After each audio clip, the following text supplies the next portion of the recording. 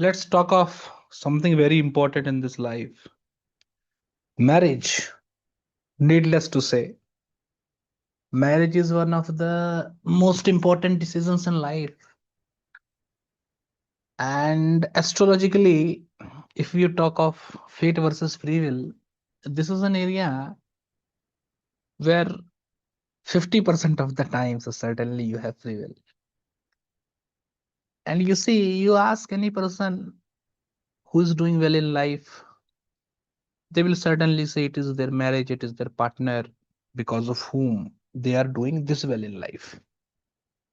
This is a fact without any doubt. In this concept of marriage, the most important thing is matchmaking. And I have always been saying, as I have always been saying, that matchmaking is a type of remedy. There are very few remedies in astrology which are astrological remedies.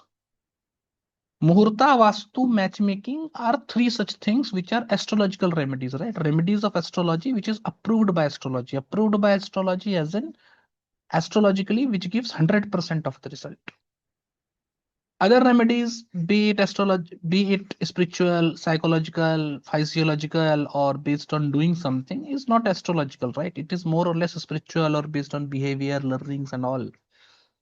They also produce result. It's not like it does not produce result, but their result is very much dependent on who is telling you to do them, right? The source from which where it is coming and all other sort of things, right?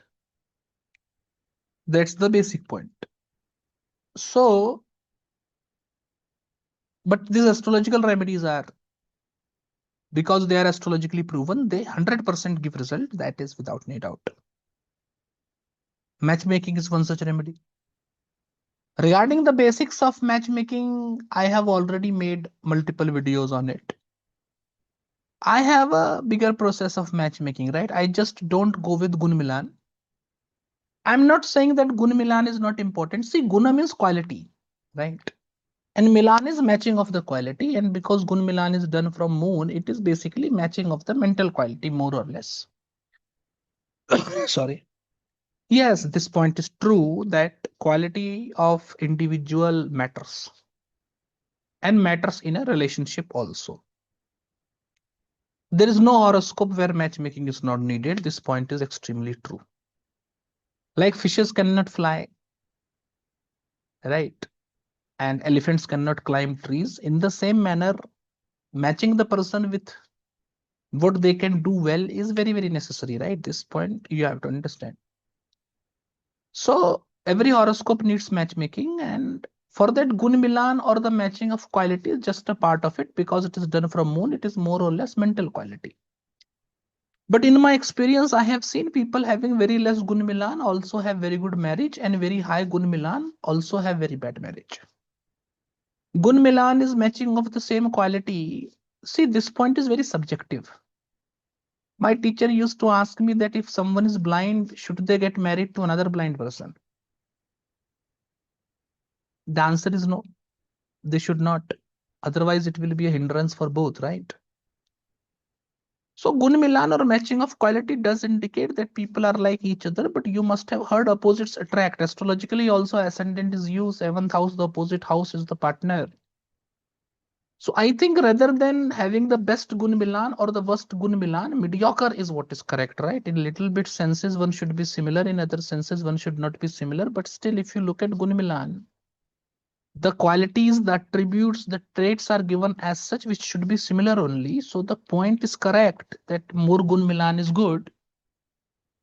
But talking about experience, as I have just told you, people with bad Gun Milan also have good marriage, with high Gun Milan also have bad marriage. So this is point, right? This point cannot be ignored at all. This is very true. Apart from that, so Gun Milan, in my practice, I give only 25% to Gun Milan. In fact, in matchmaking, I don't do Gun Milan at all, to be honest with you. Only 25% important it is, not more than that. My principles related to matchmaking, I use a different set of principles, right?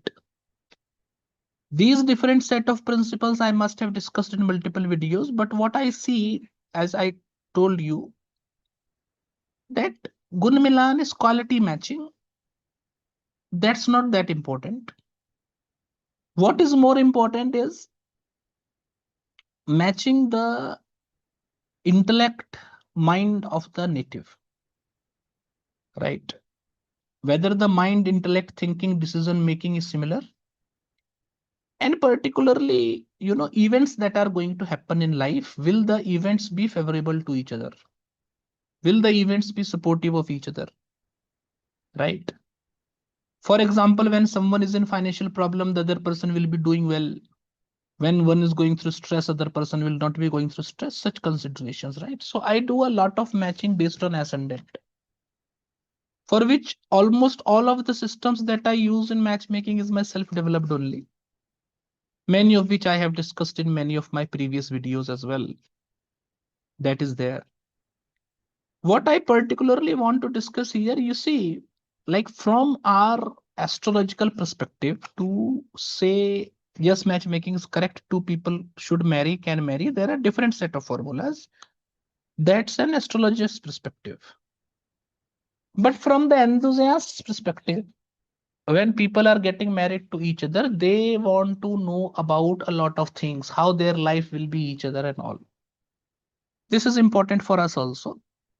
Once people are married and they come for marriage consultation, want to know what future their relationship holds, how they are strengths, etc. of each other, it becomes very important to know about what is, strength and power of the one individual and how it can help another individual. Basically, you want to know about the relationship in depth.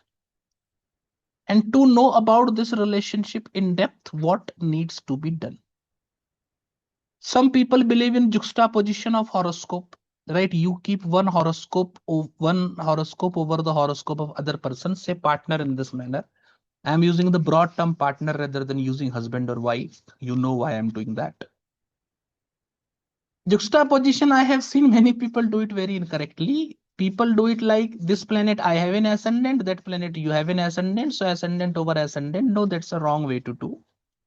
In astrology, calculation is Rashi to Rashi. So planet in my Aries versus planet in your Aries, planet in my Taurus versus planet in your Taurus will matter. And certainly, because both of the people can have different ascendant also, 1 by 12 of the time it will be same ascendant, otherwise it will be different. So if you put Aries planet into Aries, for someone it will be third house, for someone it will be seventh house. Accordingly, the results are to be seen. So this juxtaposition people do, and it gives a fair set of idea related to how the relationship will be. How the couple come as strength and weakness of each other is what it does. For example, if someone is having Mars in Aries, Libra ascendant native, it is seventh house. If you get them married to an Aquarius ascendant native, Aries planet to Aries planet, right? You remember the point. Aries will be third house, so it will be third lord in third house. Now this person will be more successful in his efforts because now he have third lord in third house. In the same manner, matching should be done. For example, say a person have, like moon in Gemini. For this Aquarius person, this moon will come to fifth house. Now the other person may have moon in eighth house. But you will not take it that, partner will have moon in eighth house. No, it's not house to house, right? It's Rashi to Rashi. So moon is in Gemini for this Aquarius ascendant native. This will be moon in the fifth house. Now you see moon in fifth house is very good for imagination, creativity. So these people with each other will be imaginative and creative. Based on this, this is the best way to decide strength and weakness of couple, right? Like with each other, how they will become strength or weakness of each other. This is a good analysis. Certainly, what we are trying to say is that I am trying to say is that there should be very less planets in 6th and 12th house, right? When you do this Rashi to Rashi matching, there should be less planets in 6th and 12th house, right? If there are more planets in 6th and 12th house, then in this particular matching, what will happen? The one who will have more planets in 6th, 8th, and 12th house post matching will suffer difficulties. But this is more analysis of strength and weakness, where you have to work, right? Like in a particular case where someone have, you see, like a planet comes to your 10th house, right? You are doing matching with a person and taking it Rashi to Rashi, right? As I told you, this is very important, Rashi to Rashi. A planet comes to your 10th house. Now you have to see how that planet is, right, with respect to your 10th house, because you are doing a Rashi to Rashi matching. Say Saturn comes in 10th house in Aries. Now this Saturn is already in Aries. It is debilitated in their horoscope, so it is already giving them problem. Now this Aries is your 10th house. You are a Capricorn ascendant, so this debilitated Saturn is coming in your 10th house. Now because this Saturn is debilitated, after getting married to this person, because you are 10th house, right? It's your 10th house. So after getting married to this person, there can be financial difficulties and hardship, right? Such bad results to come. As it is, like thinking negative is very easy, remaining positive is difficult, kind of, right? To for good thing to happen, it takes some time. Bad things can happen quickly, kind of setup it is, right? So it will come to 10th house. Bad results will certainly happen very quickly. But say this same Saturn is exalted and it is coming to someone's 10th house, right? So when you get married to this person because they have an exalted Saturn, they already get good result of Saturn. And by the juxtaposing of horoscope, it will come to your 10th house. Exalted Saturn is there. So technically, it should give good result with respect to your profession. But what I have seen, that it does not give you good result until and unless you listen to the person, right? Like based on the couple's horoscope juxtaposition of the partner's horoscope, only the planet is coming to your 10th house. Exalted Saturn is coming to your 10th house. And certainly you are going to enjoy a good result of this Saturn coming to your 10th house, but that you will only enjoy when you will listen to your partner, do things with their advice. So this is very much needed. Bad results to happen very quickly, but for good results, advice, etc. is needed. That one have to follow, and only after following, the results are good, the results are actually true, the result actually comes. Right? So this point have to be kept in mind.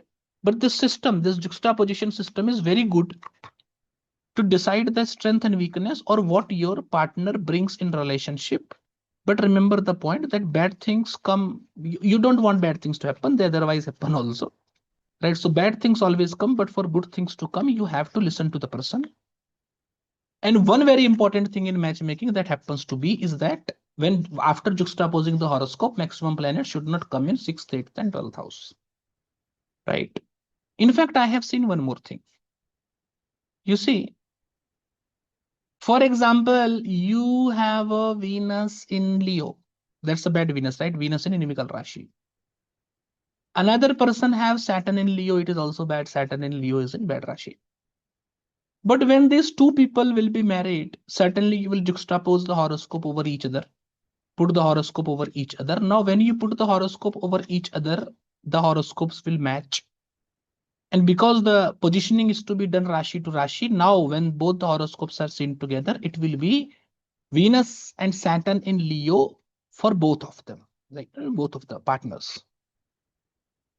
So though individually Venus in Leo and Saturn is Leo is both bad, but if these two people come together, Venus and Saturn will come together and it will be, they will still be in bad Rashis, but with the coming together of the horoscope, they will be with their friends also. So alone Venus or alone Saturn in Leo is problematic because it is inimical Rashi and the planet is alone also. But in the matching, in the juxtaposition, what happens is that they meet with other planet, right? Venus meets with Saturn. So it is two friends with each other in Leo. Now it is less problematic in Leo. So provided the fact, if it falls in good Rashis, good houses, sorry, if it falls in good houses, it is actually a very brilliant match where this type of matching removes suffering or gives a lot of support to each other. In this way, what your partner brings to the table, the threats and opportunities, the good results and bad results, and what you become together should be judged. Based on this, the detail of relationship should be understood. Though it is no guarantee that you will be married to this person, right? See, it should not be used to see whether I will be married to this person or not. Absolutely not. This is to be seen. If I get married to this person, what will be the point? But will I get married to this person or not married to this person? For that, there are another formulas that I use. 4-5 formulas are there. One formula I have discussed in a previous video also. If you search for it, you will find it. Right, so this was the principle of juxtaposition, which I particularly think is not a principle for matchmaking. Remember the point, right? It's not a basic principle of matchmaking. After the basic matchmaking is done, the horoscope is approved. Then after that, if you want to know more details about the relationship, strength, weakness, and what the partner brings to the table, then certainly this principle is to be used. It is very brilliant principle for that aspect.